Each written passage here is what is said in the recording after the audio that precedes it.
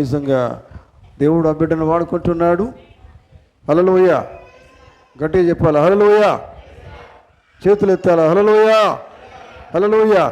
కనుక మంచి వర్తమానం దేవుడు ఆ బిడ్డ ద్వారా మనకు అందినిస్తుగాక, మనము విందుముగాక, మన చెవులను తెరుచుదుముగాక, మూయబడిన హృదయాన్ని తెరుచుదుముగాక.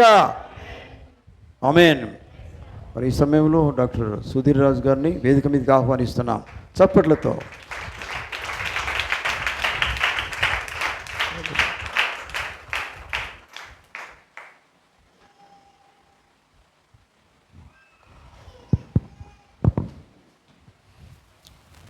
అలాగే నిలబడి ఉండగా మత్తయి సువార్త 5వ అధ్యాయము 4వ వచనం చదువుకుందాం. బ్లెస్డ్ ఆర్ దే దట్ మౌన్, for they shall be comforted. దుఃఖపడు వారు ధన్యులు, వారు ఓదార్చబడుదురు. ఆమేన్. ఆమేన్. చిన్న లేఖన భాగంను ప్రార్థించుకుందాం. పరిశుద్ధుడా, ప్రేమగల మా నాయన, దయగల మా తండ్రి, మీకే స్తుతులు స్తోత్రము. రాత్రికాల సమయంలో నిజంగా ఇప్పుడే మేము ఆరాధించినట్లు మీ మందిరములుగా, మీ సజీవ మందిరములుగా, ఆలయములుగా ప్రభా మీ సన్నిధిలో నిలబడి ఉన్నాము.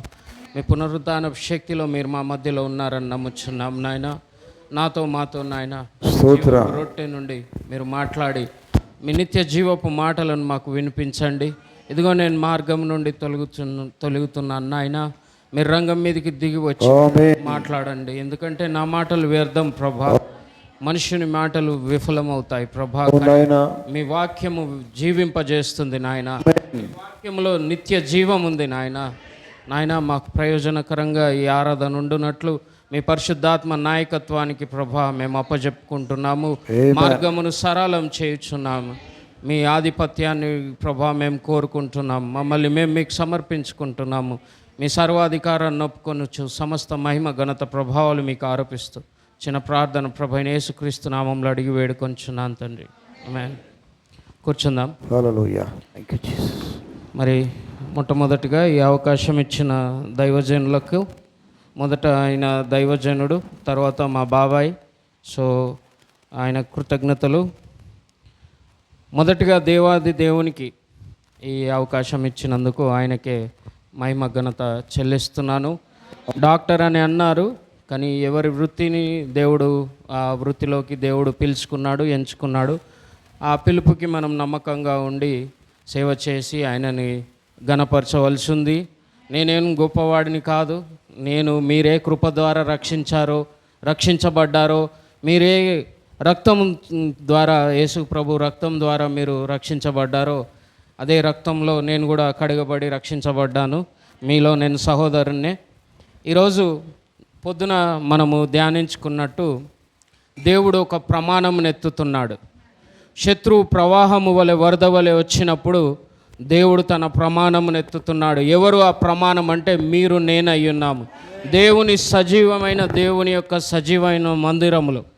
అలాంటి జీవించు విశ్వాసం గురించి మనం పొద్దున ధ్యానించాము. ఎలాగో ఆ ప్రమాణముగా మారాలో కూడా ధ్యానించుకున్నాము. ఈరోజు ఈ సందర్భాన్ని పురస్కరించుకొని, నాకు చాలా తక్కువ టైం ఉంది, నేను త్వరగా క్లుప్తంగా సామాన్యంగా అందరికీ అర్థమయ్యేటట్టు చెప్పి ముగించడానికి ప్రయత్నిస్తాను. దుఃఖములో ధన్యత. నా సబ్జెక్ట్ ఏంటంటే, ఇదేంటి నమ్మశక్యం లేకుండా ఉన్నట్టుంది, దుఃఖం ఏంటి, ధన్యత ఏంటి, రెండు వైరుధ్యం, స్వయం వైరుధ్యంలాగా కనబడుతుంది. ఇంగ్లీష్లో we call it paradoxical awareness. That is one contradicts the other. అంటే నమ్మశక్యం కానీ నిజము. సింపుల్గా చెప్పాలంటే, ఒక మానవ రీత్యా ఆలోచిస్తే దుఃఖమేమో కృంగదీస్తుంది, కానీ ధన్యత గురించి మాట్లాడుతున్నాం. మరి ఇది దేవుని లేఖనం కాదా? దుఃఖపడు వారు ధన్యులు, వారు ఓదార్చబడుతురు. సింపుల్గా చెప్పాలంటే, మా తమ్ముడు కూడా ఉన్నాడు, గౌతమ్, డాక్టర్. మేము వైద్యునిగా ఎప్పుడు మాకు గుర్తింపు వస్తుందంటే, ఒక పేషెంట్ రోగముతో మా దగ్గరకు వచ్చి మేము చికిత్స ఇచ్చి ఆయన బాగుపడినప్పుడే వైద్యునికి నిజమైన గుర్తింపు. ఒకవేళ రోగులే లేకపోతే వైద్యునికి ఏమైనా గుర్తింపు ఉందా? వైద్య సేవకి ఏమైనా ప్రాముఖ్యత ఉందా? లేదు. అలాగే దుఃఖం లేకుండా ఆదరణ లేదు, దుఃఖం లేకుండా ఓదార్పు లేదు. మనము కృంగదీయబడి ఉంటేనే మనము ఆ ఆదరణని, ఓదార్పుని అనుభవించగలుగుతాం. It's as simple as that. చాలా సామాన్యమైన విషయం. And comfort is latent in grief. If you want to have it in English, దుఃఖములోనే ఆ ఓదార్పు, ఆదరణ దాగి ఉంది. ఎప్పుడైతే దుఃఖము మన దగ్గరకు వస్తుందో అప్పుడు ఆదరణ కూడా, ఓదార్పు కూడా మన దగ్గరికి వస్తూ ఉంది మన జీవితంలో. ప్రసంగి గ్రంథంలో 7:1 నుండి చదువుకుంటూ వెళ్దాము. సుగంధ తైలము కంటే మంచి పేరు మేలు, ఒకని జన్మదినము కంటే మరణ దినము మేలు. విందు జరుగుచున్న ఇంటికి పోవుట కంటే ప్రలాపించుచున్న వారి ఇంటికి పోవుట మేలు. ఏలనగా మరణము అందరికీ వచ్చును గనుక బ్రతుకువారు దాన్ని మనస్సున పెట్టుదురు. నవ్వు కంటే దుఃఖపడుట మేలు. జాగ్రత్తగా వినండి లేఖనములు ఇవి. నవ్వుట కంటే దుఃఖపడుట మేలు.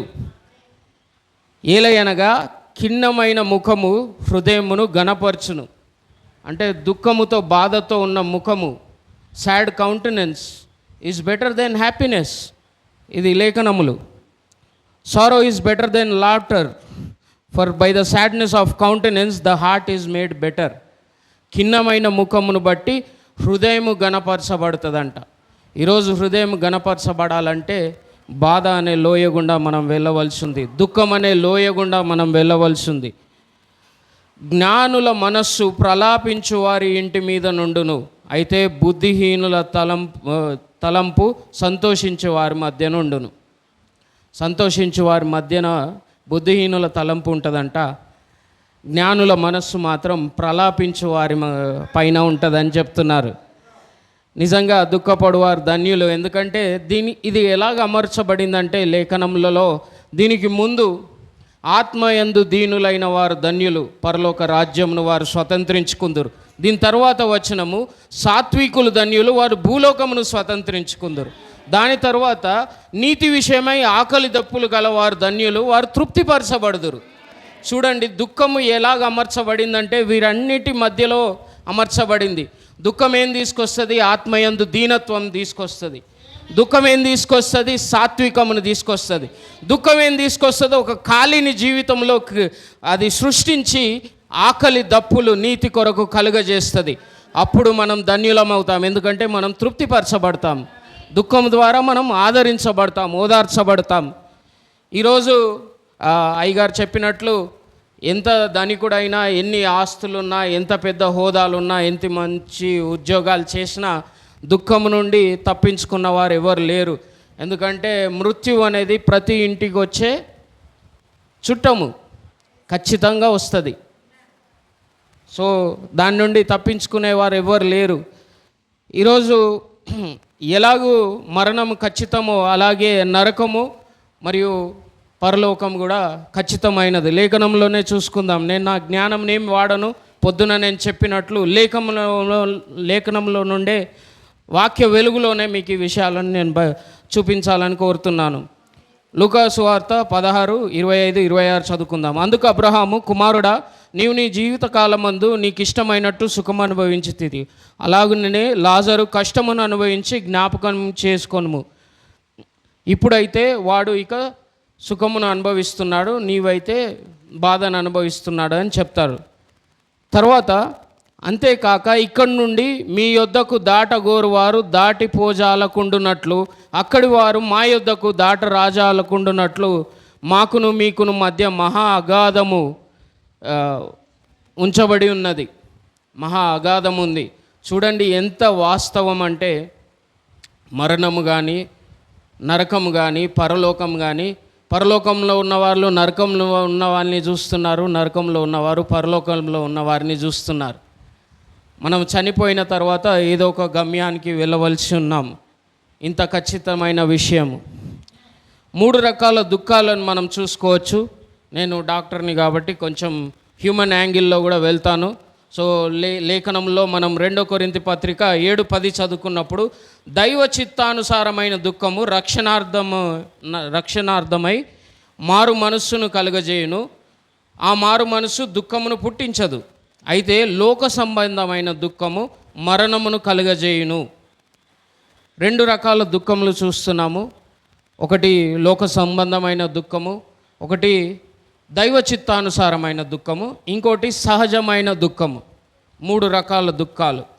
లోక సంబంధమైన దుఃఖాలు కొన్ని చెప్పాలంటే, నిన్న వరల్డ్ కప్ మ్యాచ్ ఏదో జరిగింది.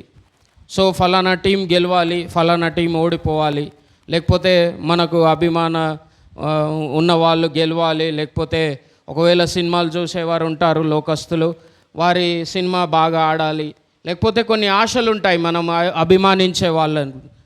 అవి మనం అనుకున్నట్టు జరగకపోతే మనం దుఃఖపడతాం. అది లోక సంబంధమైన దుఃఖం. దానివల్ల మనకేమైనా వస్తుందా? రాదు. ఈ లోక విషయాలను లక్ష్య పెట్టి మనం దుఃఖపడితే ఏమైనా వస్తుందా? రాదు. అది మనకు మరణకరమైంది. ఇది లేఖనము. న్యాచురల్గా సహజంగా వచ్చే దుఃఖం ఏంటంటే మన ప్రియులను కోల్పోవడం. మనకిష్టమైనది నిజంగా అంటే ఎవరో అభిమానం ఉన్నదే కాకుండా మనం ఇష్టమైనది, లేకపోతే మన జీవితంలో మనం అనుకున్నది జరగనప్పుడు, మనము వైఫల్యానికి గురైనప్పుడు, అప్పుడు మనం ఒక సహజమైన దుఃఖం గుండా వెళ్తాం. అదేంటంటే దేవునికి అనేక ద్వారాలు ఉంటాయి ధన్యత కొరకు. దేవుని యొక్క ధన్యతలోకి ప్రవేశించడానికి అనేక ద్వారాలు ఉంటాయి. దుఃఖం అనేది ఒక ముఖ్యమైన ద్వారము. దేవుని సన్నిధిలోనికి ప్రవేశించడానికి ఎలాగూ ప్రవేశించగలుగుతామో మనం వాక్యం ద్వారా చూసుకుందాము. అయితే యేసు ప్రభు వారు కలిగి ఉన్న దుఃఖాన్ని ఒకసారి చూద్దాం. ఇంతవరకు క్లియర్ కదా? మనము అనుభవించినప్పుడు సహజమైన దుఃఖము, ఇంకొకరితో కూడా మనము అయ్యో పాపం మీరు వెళ్తున్న దుఃఖం గుండా నేను అర్థం చేసుకోగలుగుతున్నాను. ఎంపథైజింగ్ అంటాం మనం ఇంగ్లీష్లో. అంటే మీరు ఏ లోయ గుండా వెళ్తున్నారో నేను అర్థం చేసుకోగలను, మీరు పడుతున్న బాధను నేను అనుభవించగలను, నేను ఇలాంటి అనుభవం గుండానే వెళ్ళాను అనేది సహజమైన దుఃఖం. అదేం చేస్తుంది? దేవునికి స్నేహితునిగా చేస్తుంది, ధన్యతకు స్నేహితునిగా చేస్తుంది. లోక సంబంధమైన దుఃఖము మరణకరము, సహజమైన దుఃఖము స్నేహితునిగా చేస్తుంది అంతే. కానీ దైవ చిత్తానుసారమైన దుఃఖము, ఆత్మీయ దుఃఖం ఏం చేస్తుందంటే దేవునిలో పాలి భాగస్తునిగా చేస్తుంది. మనము చూసుకుందాము. లూకా 19:41 ఆయన పట్టణముకు సమీపించినప్పుడు దాన్ని చూచి దాని విషయమై ఏడ్చాడు యేసు ప్రభువారు. ఏడ్చి, నీవును ఈ దినమందైన సమాధాన సంబంధమైన సంగతులను తెలుసుకొనని ఎడల నీకెంతో మేలు, కానీ ఇప్పుడు అవి నీ కన్నులకు మరుగు చేయబడి ఉన్నవి. దేవుడు ఏడుస్తున్నాడు, ఎందుకంటే వారు తృణీకరించారు సమాధాన సంబంధమైన విషయాలని. యేసు ప్రభు వారు సాక్షాత్ వాళ్ళ మధ్యలోకి వచ్చి అద్భుత కార్యాలు, ఆశ్చర్యకార్యాలు చేస్తే వారు గ్రహించలేకపోయినప్పుడు ఆయన పట్టణం బయటికి వచ్చి దానిపైన దుఃఖపడుతున్నాడు. ఇది ఎలాంటి దుఃఖము? దైవికమైన దుఃఖము. యెహెజ్కేలు గ్రంథము 4వ అధ్యాయము 4వ వచనం, 9వ అధ్యాయము 4వ వచనంలో చూసుకున్నట్లయితే, యెహోవా యెరూషలేమును ఆ పట్టణంలో ప్రవేశించి చుట్టూ తిరిగి దానిలో జరిగిన హేయ కృత్యములను గూర్చి మూల్గులిడుచు ప్రలాపించుచున్న వారి లలాటములను గుర్తు చేయమని వారికి ఆజ్ఞాపించి వారిని ముద్రించమని చెప్తాడు. ఏంటి ముద్ర అంటే? పరిశుద్ధాత్మ అనే ముద్ర. ఏంటి దుఃఖము అంటే? హేయకృతమైన కార్యములు, మన చుట్టూన్న పాపముల గురించి మొరపెట్టే దుఃఖము, దైవికమైన దుఃఖం. ఎలాగైతే యేసు ప్రభువారు ఆ పట్టణం గురించి ఏడ్చి మొరపెడుతున్నారో అలాంటి దుఃఖము, దైవికమైన దుఃఖమును బట్టి ఏం చేయబడతామంటే పరిశుద్ధాత్మ చేత ముద్రించబడతాం ప్రియులారా. అలాంటి దుఃఖము మనం కలిగి ఉండవలసి ఉంది. యెషయా గ్రంథము 66:10 యెరూషలేమును ప్రేమించు వారలారా, మీరందరూ ఆమెతో సంతోషించుడి, ఆనందించుడి. ఆమెను బట్టి దుఃఖించు వారలారా, మీరందరూ ఆమెతో ఉత్సహించుడి. దుఃఖించు వారలారా, మీరు ఉత్సహించండి. ఎందుకు? దేవుడు కన్నీరునన్నీ తుడిచేస్తాడు. దేవుడు తన శాంతి సమాధానములు ఇస్తాడు. యెరూషలేము, ఏ యెరూషలేము? పరమ యెరూషలేము. ఈరోజు యెరూషలేము, పరమ యెరూషలేము పట్టణం ఎవరండి? మీరు, నేనై ఉన్నాం. హిబ్రూ గ్రంథంలో రాయబడి ఉంది. ఈ విషయం మీకు తెలుసా? ఈరోజు పరమ యెరూషలేము కొరకు మనం కనిపెడుతున్నాం కదా. ఎవరు ఆ పరమ యెరూషలేము అంటే మీరు, నేనై ఉన్నాం. పొద్దున ధ్యానించాం. పరలోక రాజ్యం ఎక్కడుంది? పరలోక రాజ్యం మనలో ఉంది. Behold the kingdom of God is within you. It's not just amongst you, మీ మధ్యలో ఉందని తెలుగు అనువాదంలో ఉంది, కానీ ఇంగ్లీష్లో is within you. It's pretty clear. And యెషయా 61:1-3 ప్రభువు యెహోవా ఆత్మ నా మీదికి వచ్చి ఉన్నది, దీనులకు సువర్తమానమును ప్రకటించుటకు యెహోవా నన్ను అభిషేకించెను, నలిగిన హృదయము గల వారిని దృఢపరచుటకును, చెరసాలలో ఉన్నవారికి విడుదలను, బంధింపబడిన వారికి విముక్తిని ప్రకటించుటకును, యెహోవా హితవత్సరమును మన దేవుని ప్రతిదండన దినమును ప్రకటించుటకును, దుఃఖాక్రాంతులందరినీ ఓదార్చుటకును.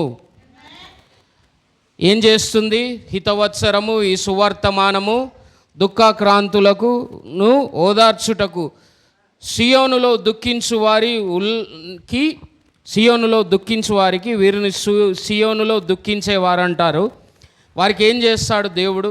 దేవుని వాక్యాన్ని పట్టుకున్నప్పుడు ఉల్లాస వస్త్రములను ధరింపచేయుటకును, బూడిదకు ప్రతిగా పూదండను, దుఃఖమునకు ప్రతిగా ఆనంద తైలమును, భారభరితమైన ఆత్మకు ప్రతిగా స్తుతి వస్త్రమును వారికిచ్చుటకు ఆయన నన్ను పంపి ఉన్నాడు. యెహోవా తన్ను మహిమపరుచుకున్నట్లు నీతి అను మస్తకి వృక్షములనియు యెహోవా నాటిన చెట్లనియు వారికి పేరు పెట్టబడును. మనం ఆయన తట్టు తిరిగి ఆయన వాగ్దానములు పట్టుకున్నప్పుడు trees of righteousness, it is the planting of the lord అని ఉంటుంది ఇంగ్లీష్లో బ్యూటిఫుల్గా. నిజంగా మస్తకి వృక్షములు నీతి వృక్షములుగా మనకు పేరు పెట్టబడి ఉన్నదంట. దీన్ని ఏం తీసుకెళ్తుంది దుఃఖము అంటే, ఇంకొంచెం లోతుగా వెళ్తే ఆయనతో సహవాసంలోనికి తీసుకెళ్తుంది.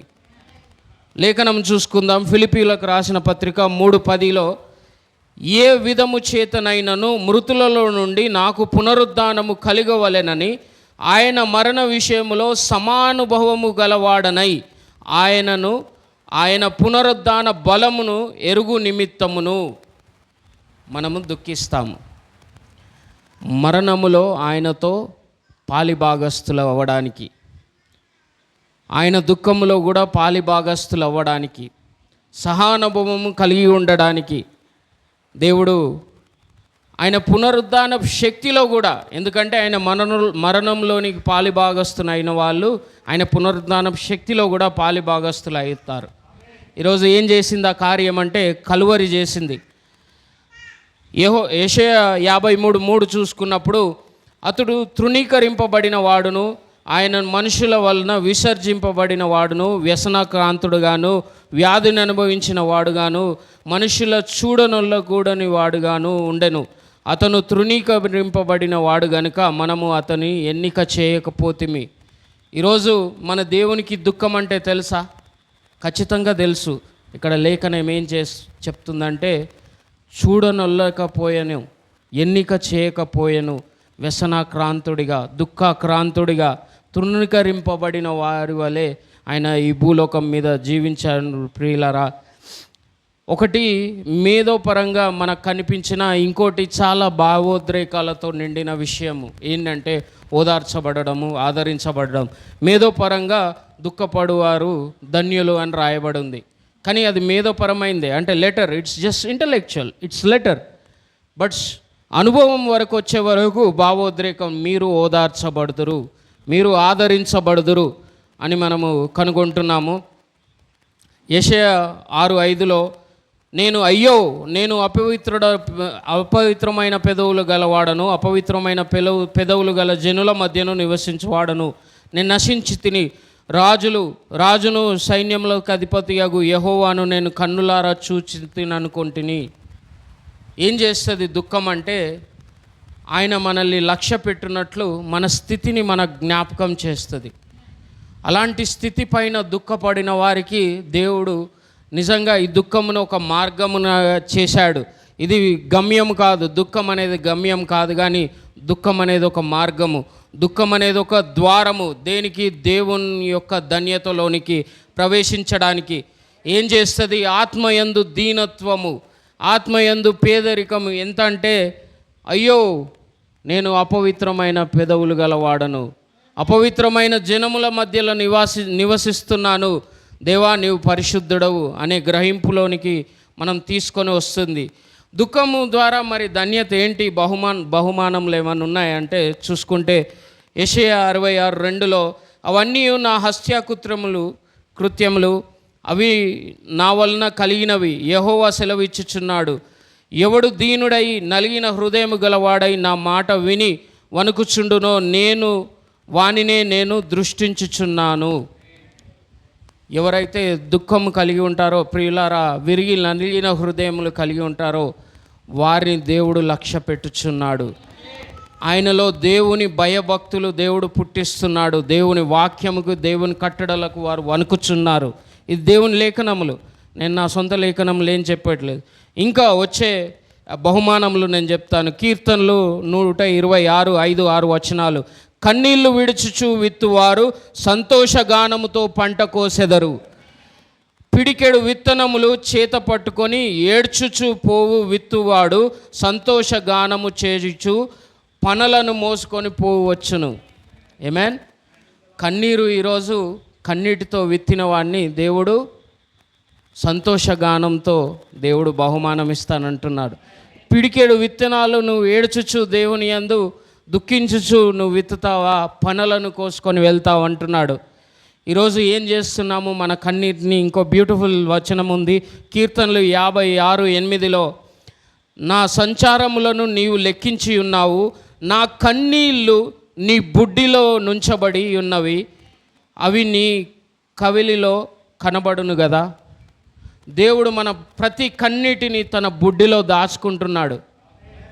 దైవికమైన దుఃఖము ఎంత గొప్పది, దాని బహుమానం ఎంత గొప్పది తెలుసా? కన్నీటితో మనం విత్తుతుంటే సంతోష గానంతో మనం కోయడమే కాదు ప్రియులారా, మన ప్రతి కన్నీటి బాష్ప బిందువుని దేవుడు తన బుడ్డిలో దాచుకొని ఉన్నాడు. ఎంత గొప్ప దేవుడిని కలిగి ఉన్నాం మనం. అలాగే కీర్తనలు 34:18లో విరిగి నలిగిన హృదయము గల వారిని యెహోవా ఆసన్నుడు, నలిగిన మనస్సు గల వారిని ఆయన రక్షించును, గుండె చెదిరిన వారిని ఆయన బాగు చేయువాడు, వారి గాయములు కట్టువాడు. అంటే దేవుడు గాయాలు కట్టాలంటే గాయములు అవ్వాలి ప్రియులారా. ఇది మన మేలు కొరకే దేవుడు చేసేది. విరిగి నలిగిన మన హృదయములు విరిగిపోతున్నాయి, ఈరోజు నలిగిపోతున్నాయి అంటే ఆయన మనల్ని రక్షించుటకు, ఆయన మనకి ఆసన్నుడు అవుటకు. ఎందుకంటే అంతకంటే ఎక్కువ లోయ గుండా మన ప్రభు అయిన యేసుక్రీస్తు వెళ్ళారు. నేను చూపిస్తాను. దీన్ని మెడికల్ టర్మినాలజీలో హిమటోహైడ్రోసిస్ అంటారు. అంటే ఎంతగా దుఃఖాక్రాంతుడు అయ్యాడంటే ఆయన రక్తము నీరు వేరువేరు అయిపోయాయి. చెమట బదులు రక్తం కారింది. ఆయన గెత్సెమనే తోటలో ఆ పాత్రను తాగబోయే ముందు భారము కలిగి, ఎందుకంటే తన ప్రజలు, తన సృష్టి ఏం చేయబోతుందో, తనని తృణీకరించబోతుంది, తన మీద ఉమ్మి వేయబోతుంది. ఆయన లోక పాపముల గురించి ప్రాయశ్చిత్యం చెల్లించాలి. దాని వెల ఎంత గొప్పదో, ఆ లోయ, ఆ దుఃఖం ఎలాంటిదో ఆయన ఆ భారంతో ప్రార్థించినప్పుడు ఆయన చెమట రక్తముగా మారింది. అలాంటి రియాక్షన్ ఈరోజు ఎంతమంది దుఃఖంలో ఉన్నారో నేను ఒక చిన్న ప్రశ్న వేస్తున్నాను.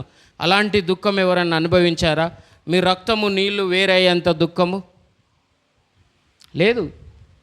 మనుషుడు ఎవరు అనుభవించలేడు. ఎందుకంటే దానికి దేవుడు ఒక్కడే ఆ కార్యమును చేయగలడు. అందుకే ఆయన నరరూపిగా దిగివచ్చి ఆ కార్యమును చేసి ఉన్నాడు. మీరు అనొచ్చు, నేను ఒక చిన్న ప్రశ్నను అడుగుతాను. సిలువ పైన యేసు ప్రభు చనిపోయాడు కదా, ఎందుకు చనిపోయాడు అనుకుంటున్నారు? మన పాపముల నిమిత్తం. Very good. ఇంకా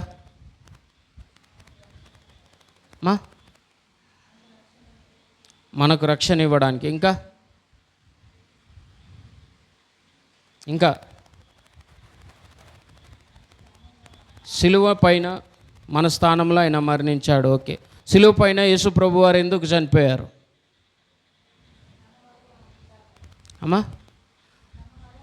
తన వలె మనం ఉండాలి. ఓకే, ఇంకా ఎనీ మోర్ ఇన్పుట్స్? సరే, నేను ఒక లేఖనం చదువుతాను, మీకు హింట్ ఇస్తాను, తర్వాత మీరు దీన్ని బట్టి చెప్పగలుగుతారు. దేవుడు చనిపోగలుగుతాడా? లేఖనంలో చూపిస్తాను నేను. యోహాను 10:18 ఎవడును నా ప్రాణము తీసుకొనడు, నా అంతట నేనే దాన్ని పెట్టుచున్నాను. దాన్ని పెట్టుటకు నాకు అధికారం కలదు, దాన్ని తిరిగి తీసుకొనుటకు నాకు అధికారం కలదు. నా తండ్రి వల్ల ఈ ఆజ్ఞ పొందితినా నేను. దేవుడు చనిపోగలడా? చనిపోలేడు. ఆయన ప్రాణములను దేవుడు వదిలిపెట్టాడు శిలువ మీద. ఎందుకు వదిలిపెట్టాడు? హింట్.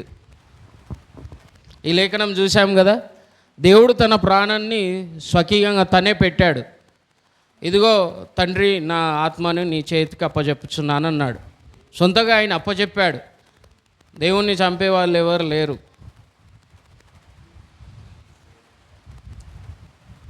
చెప్పాలా ప్రియులారా? అవునండి. ఓకే, దేవుని చిత్తం నెరవేర్త కొరకు. That is true. తప్పకుండా. కానీ నేను ఇందాక కూడా హింట్ ఇచ్చాను హిమటోహైడ్రోసిస్ గురించి. సో ఎందుకు చనిపోయాడంటే ప్రియులారా, దేవుడు దుఃఖముతో చనిపోయాడు శిలువ మీద. ఎందుకంటే తన సొంత వారి యొద్దకు ఆయన వచ్చినప్పుడు తన సొంత వారిని ఆయనని చేర్చుకోలేదు. తన హస్తముతో సృజించిన సృష్టి ఆయనను తృణీకరించారు. చాలాసార్లు మనము శిలువ బొమ్మ మీద యేసుప్రభు వేలాడడం చూస్తాము. చిన్న గోచి కట్టినట్టు అట్లా ఉంటుంది. కానీ ప్రియులారా, అది కూడా ఏమీ లేదు యేసుప్రభుకు. వాస్తవంగా ఆయన వస్త్రములన్నీ చింపేసి వాళ్ళు దానిపైన జూదం ఆడారు. అలాంటి సామాన్యత, అలాంటి దుఃఖాక్రాంతుడుగా ఆయన తృణీకరించబడి దుఃఖము చేత మరణించాడు. ప్రియులారా, తండ్రి తండ్రి నన్ను ఏల విడిచితివి అనే వాక్యము మనకు నిజంగా ఎలాంటి దుఃఖం గుండా ఆయన వెళ్తున్నాడో అది మన జ్ఞప్తికి తెస్తుంది. ఆయన దుఃఖాక్రాంతుడుగా అయి తృణీకరింపబడిన వారి వలె చనిపోయాడు. అంత దిగజారిన పరిస్థితిలో, అంత సామాన్యతలో, అంత అవమానంకి గురి అయి ఉమ్మి వేయించుకొని సిలువ వేయబడి తన వస్త్రములు కూడా వస్త్రహీనుడై నగ్నంగా మన కొరకు సిలువ పైన ఆయన తన ప్రాణములను త్యాగం చేశాడు. ఇంత గొప్ప అయితే దీనివల్ల ఏం జరిగింది? మనం బహుమానముల గురించి మాట్లాడుతున్నాం కదా. ఇలాంటి దుఃఖపు లోయల గుండా మన ప్రభువుల వారు వెళ్ళినప్పుడు ఏం జరిగింది? మనుషునికి దేవునికి మధ్యలో ఉన్న తెరను దేవుడు యేసుప్రభు వారు తొలగించగలిగారు. ఎందుకంటే ఆయన శిలువ మీద అలాగూ ఆయన ప్రాణాలు విడిచిన తర్వాత ఎలాగైతే సహోదరుడు చెప్పిండో, మరణ శాసనము ఎప్పుడైతే కొట్టివేయబడిందో కలువరి శిలువలో, ఆ మానవునికి దేవునికి మధ్యలో ఉన్న తెర తొలగిపోయింది, చిరిగిపోయింది. అతి పరిశుద్ధమైన స్థలంలోకి ఈరోజు దేవునిలోనికి మనం వెళ్ళగలము. ఈరోజు కలువరి ఎలాంటి కార్యమును చేసిందంటే మనము మన మాటలతో, మన మేధస్సుతో మనము చెప్పలేము.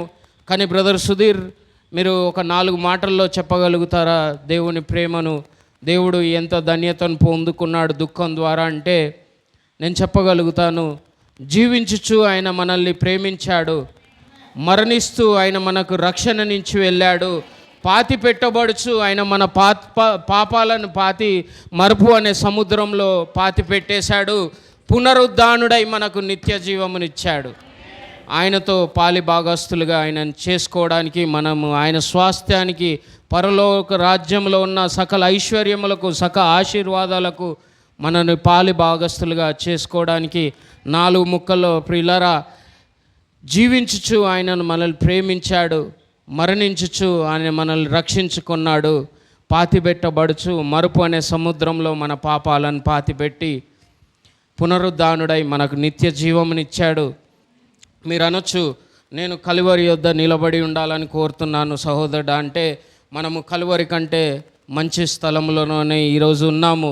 పునరుద్ధానుడైన యేసు సన్నిధిలో మనం ఉన్నాము. ఎక్కడ 2-3 ఆయన నామంలో కూడి ఉంటారో వారి మధ్యలో నేను ఉంటానన్నాడు. ఎలాగూ సాధ్యమైంది ఇది? ఆ దుఃఖం అనే లోయల గుండా వెళ్ళి కలువరి సిలువలో తాను ప్రాణ త్యాగం చేయడంని బట్టి ఈ కార్యం సాధ్యమైంది. ప్రియులారా, ఈరోజు 2 విషయాలు దుఃఖము ఎంత ధన్యతను యేసుప్రభు వారి జీవితంలో తీసుకొచ్చిందంటే, ఆయన శిష్యులని ఒక కొండ మీద ఎక్కి గమనిస్తూ ఉన్నాడు. సముద్రంలో మరి ఆయన ప్రార్థిస్తున్నప్పుడు, వీరు దోణిలోకి ఎక్కి వెళ్తున్నప్పుడు చాలా అలలు, చాలా అలజడి, మరి వారు మునిగిపోతారు అనే విషయంలో ఆయన కొండ మీద ఉండి చూచుచున్నాడు వారిని రక్షించడానికి. Praise lord. సదయ్య గారు కూర్చోండి. ఆయన శిష్యులను చూస్తున్నాడు ఆ కొండ మీద నుండి. కానీ ఈరోజు ఆయన వెళ్ళాడా? నడుచుకుంటూ సముద్రం మీద అలల పైన నడుచుకుంటూ వెళ్ళాడు వారిని రక్షించడానికి. ఈరోజు అంతకంటే ఉన్నతమైన స్థితిని మనకి ఇవ్వడానికి ప్రియులారా దేవుడు ఆ దుఃఖం గుండా వెళ్ళాడు. ఏం చేశాడంటే ఇప్పుడు ఆ కొండ మీద కాదు, కొండ మీద ఉన్న కలువరి సిలువను కూడా ఎక్కి ఈరోజు దేవుని మహిమలోనికి ఆయన ప్రవేశించి ఎంతగా ఎత్తుగా ఔన్నత్యంలోనికి ఎదిగాడంటే ఆయన పరలోకంని చూడాలంటే కూడా కిందికి చూడవలసి వస్తుంది. అంత ఉన్నతమైన స్థితిలో మన ప్రభు అయిన యేసుక్రీస్తు ఈరోజు ఉన్నాడు. ఆయన పిచ్చుక మీద ఆయన కన్నుందని లేఖనములు సెలవిచ్చుచున్నవి. అలాంటి ఔన్నత్యంలోకి దేవుడు ఎదిగి పిచ్చుక మీద ఈరోజు ఆయన కన్నుంటే ఈరోజు నా జీవితాల మీద కన్నుండదా ప్రియులారా? మన వెంట్రుకలు కూడా లెక్కించబడి ఉన్నాయి. ఒక్క వెంట్రుక కూడా ఆయన చిత్తం లేకుండా రాలదు. మనం అనుకుంటాం దేవుడు మనల్ని వదిలిపెట్టాడని. మనం అనుకుంటాం, చాలాసార్లు నిరాశపడతాం దేవుడు ఎక్కడున్నాడని. పడమా? కానీ దేవుడు ఈరోజు మన ప్రధాన యాజకుడిగా అక్కడ మన కొరకు విజ్ఞాపన చేస్తున్నాడు. ఎలాగ జరిగింది ఇది? దుఃఖం అనే లోయల గుండా ఆయన వెళ్ళి తన ప్రాణమును పెట్టడం వల్ల ఈరోజు ఆయన అంత మహిమైశ్వర్యం నుండి కిందికి చూస్తున్నాడు. పరలోకముని చూడాలంటే కూడా కిందికి చూడాలనుకునే దేవుడు మరి భూలోకంలో ఉన్నప్పుడు ఎంత దీనుడుగా తగ్గించుకున్నాడంటే, నేను ఒక మాట చెప్తాను. జక్కయ్య పొట్టివాడుగా లేఖనంలో రాయబడి ఉంది. జక్కయ్యను చూడడానికి యేసు ప్రభు వారు పైకి చూడాల్సి వచ్చింది. అంతగా తగ్గించుకున్నాడు ప్రియులారా, ఒక మాటలో చెప్పాలంటే. కానీ ఇప్పుడు ఎంత ఉన్నతమైన స్థితిలో ఉన్నారంటే పరలోకాన్ని చూడాలంటే ఆయన కిందికి చూడవలసి వస్తుంది. కానీ ఆయన పిచ్చుక మీద ఆయన కన్నుంది. మీ మీద, నా మీద, మన జీవితంలో ప్రతి పరిస్థితి మీద, మన తల వెంట్రుకల ప్రతి దాని మీద ఆయన దృష్టి ఉంది. నిజంగా ఆయన కలువరిలో చేసిన కార్యము పాప బంధకాల నుండి విడుదలనిచ్చింది. అది నిష్ప్రయోజనముగా మరి దాన్ని జయించాడు, పాపమును మరణమును. ఇప్పుడు దాని పట్టు మన జీవితాల మీద లేదు. ఎప్పుడైతే మనము యేసు ప్రభుని అంగీకరించామో, ఈరోజు మన హృదయం అనే ద్వారంలో చాలాసార్లు మనం ఇంటికి వెళ్తే మన ద్వారంలో పైన ఆశీర్వాద వాక్యాలు పెట్టుకుంటాం ప్రియులారా. అది సరిపోదు మనకి. ఈరోజు మన హృదయం అనే ద్వారాల మీద ఆయన రక్తమును మనం పూసుకోవాల్సింది. ఎందుకంటే రక్తం ఒక్కటే మనకు విడుదలనిస్తుంది, రక్తం ఒక్కటే మనకు విమోచననిస్తుంది, రక్తం ఒక్కటే మనకు ప్రతి ఉపశమనాన్ని ఇస్తుంది, రక్తం ఒక్కటే మనకు జయాన్ని ఇస్తుంది. యేసుక్రీస్తు రక్తంని మన హృదయం అనే ద్వారముల పైన పెట్టుకోవాలి. ఈరోజు ఆ ప్రధాన యాజకుడు ఒకవేళ మన దుఃఖభరితమైన హృదయములను, మన భారభరితమైన హృదయములను ఆయన అప్పజెప్పుకోగలిగితే ఆయన ఖచ్చితంగా ఆదరణను, ఉపశమనను, మన గాయములను కట్టి మన విరిగి నలిగిన హృదయమును బట్టి మనకు ఆసన్నుడై, అంతేకాదు ఆయన సహానుభవంలోనికి, ఆయన సహవాసంలోనికి, ఆయన పునరుద్ధాన శక్తిలో కూడా భాగస్తులుగా మనల్ని చేయడానికి సిద్ధంగా ఉన్నాడు. అందుకే ఈరోజు ఏమన్నాడంటే, రూకలు లేకుండా వెల లేకుండా వచ్చి దీన్ని కొనుక్కోండి అన్నాడు. ఎందుకంటే ఆయనకు తెలుసు దీని విలువ మనం చెల్లించలేము. ఇది లేఖనములు. రూకలు లేకుండా, విలువ లేకుండా మీరు వచ్చి దీన్ని కొనుక్కోండి. ఎందుకంటే ఆయన ఇచ్చిన రక్షణను మనము వెలకట్టలేము. ఒక నాస్తికుడు అన్నాడంట, ఏంటి కొన్ని మాటలు రాయబడి ఉన్నాయి, దీని చేత రక్షించబడతామా అంటే, అయ్యగారు ఇది కేవలం మాటలు కాదు, ఈ మాటలు రాసిన ఆత్మ కూడా మాతో ఉంది, ఈ మాటలను వాగ్దానంగా చేస్తుందని ఈరోజు అదే విషయం నేను పంచుకుంటున్నాను. వాగ్దానము మన మధ్యలో ఉంది. ఏంటి? దుఃఖపడు వారు ధన్యులు, వాడు ఓదార్చబడుదురు. ఈరోజు సుందరం అనే గవిని దగ్గర మనం చూసుకున్నాము. వాళ్ళు ఏం చేశారంటే, వెండి బంగారములు మా దగ్గర లేవు కానీ మాకు కలిగి ఉన్నది మీకు ఇస్తామంటున్నారు.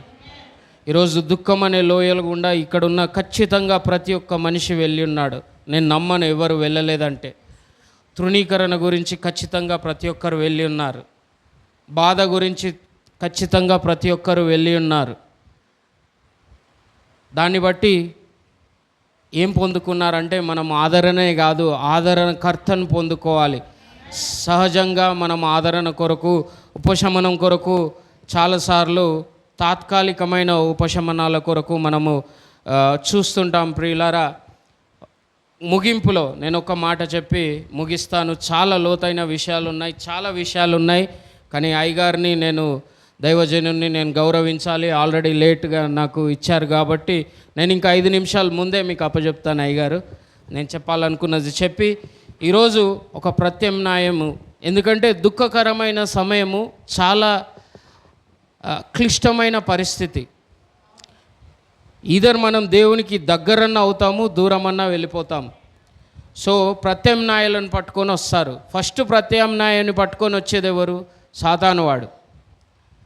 దేవుడు ప్రత్యామ్నాయం ఏంటి? ఆదరణకర్తను నేను మీకు ఇస్తాను, మీతోనూ మీలోనూ యుగాంతము వరకు నేను ఉంటానని వాగ్దానం చేసి ఉన్నాడు. ఇప్పుడు ఎక్కడున్నాడు ఆదరణకర్త? మనలో ఉన్నాడు. ఆమేన్. అలాంటి అనుభవంకి లోనికి మనం రావాల్సి ఉంది. సుందరం అనే గవిని దగ్గర వాళ్ళు ఏమి ఇచ్చారు? వారిలో కలిగి ఉన్న ఆ పెంతెకోస్తు అనుభవాన్ని, ఆ స్వస్థపరిచే శక్తిని యేసుక్రీస్తు నామంలో ఆయనకి ఇచ్చారు. యేసుక్రీస్తు నామంలో నువ్వు లేచి నడువు అనగానే ఆయన లేచి నడిచారు. ఈరోజు అలాంటి ఆదరణకర్తను మనము కలిగి ఉండడానికి ఆస్కారం ఉంది. ఎప్పుడు అంటే దేవుడు ఏర్పరచబడిన మార్గమును మనం అంగీకరించినప్పుడు. ఒకవేళ అంగీకరించమా, సాతాను వాడి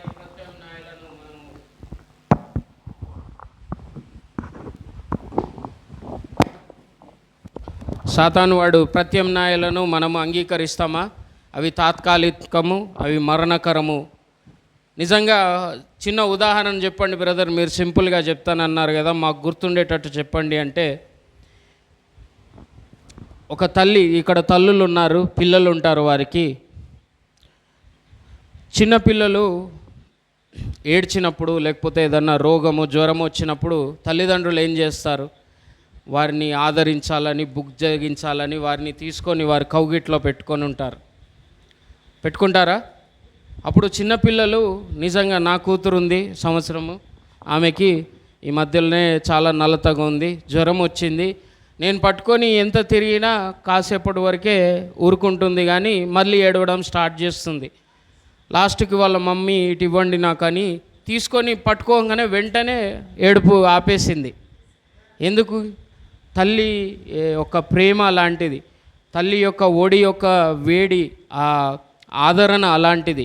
పిల్లలు చాలా గ్రహించగలుగుతారు. తల్లులారా, మీకు ఈ అనుభవం ఉందా?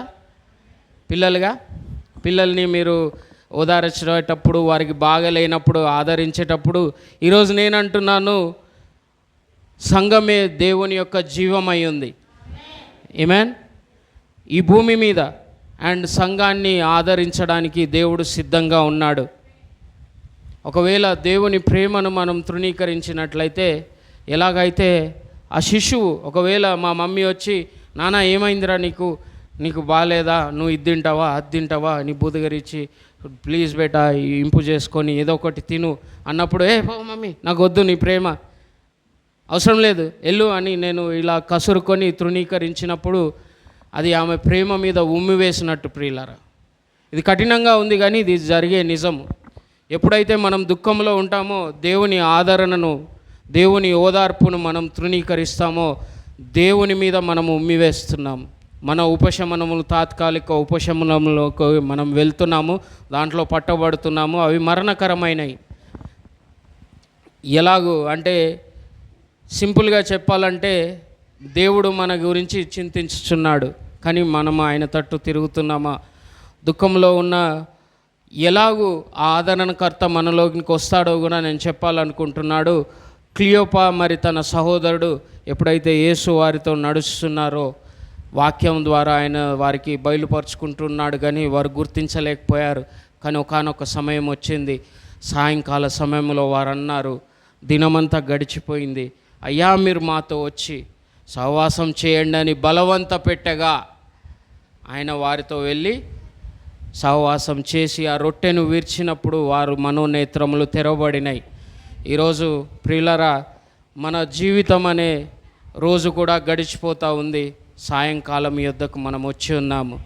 ఒకవేళ దేవుణ్ణి మనం బలవంత పెట్టగలిగితే, మన హృదయములనే ద్వారముల పైన మనం రక్తమును పూసుకోగలిగితే, దేవుడు ఖచ్చితంగా మనతో వచ్చి సహవాసం చేయడానికి, తన జీవపు రొట్టెను విరవడానికి, మన మనోనేత్రాలు తెరవడానికి, తన పునరుద్ధాన శక్తిని మనకు గ్రహింపజేయడానికి, మనము అనుభవించినట్లు చేయడానికి సిద్ధంగా ఉన్నాడు.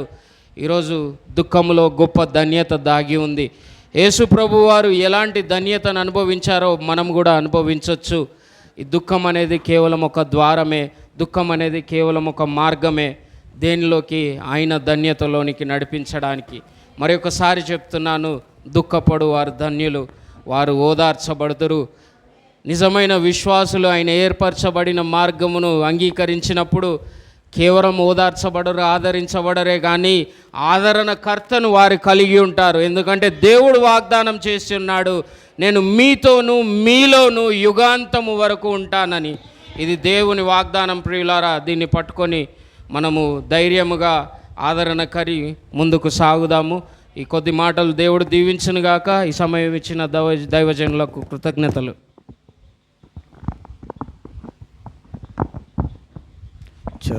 చాలా వందనాలు. చాలా చక్కని వర్తమానాన్ని డాక్టర్ సుధీర్ గారు